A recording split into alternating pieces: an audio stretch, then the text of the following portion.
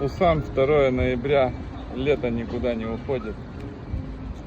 Парни вылезли с воды, греются на солнышке.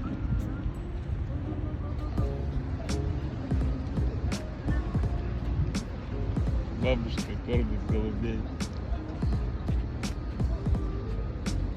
Голуби кормят кошек.